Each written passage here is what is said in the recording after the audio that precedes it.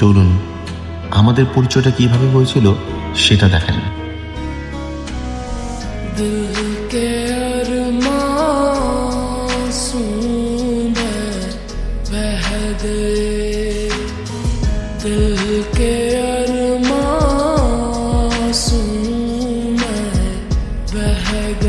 বলটা দাও তো।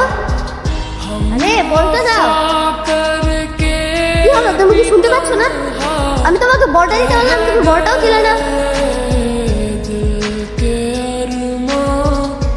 আমার এমন করে কাছে আসছো কেন?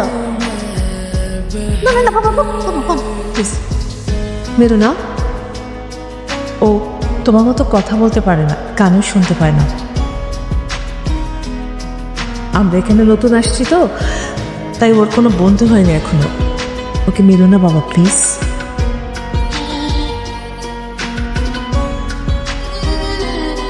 আমি এখন থেকে তোমার বন্ধু। তোমার নাম কি? ওর নাম হচ্ছে তুলনা। তোমার নাম কি বাবা?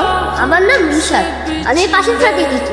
ও আচ্ছা, মা দেখছিস, প্রথম দিনেই তোর কেমন একটা ভালো বন্ধু হয়ে গেল। তুমি এখন থেকে সবসময় আমার সঙ্গে খেলবে, আমরা একসঙ্গেই খেলবো।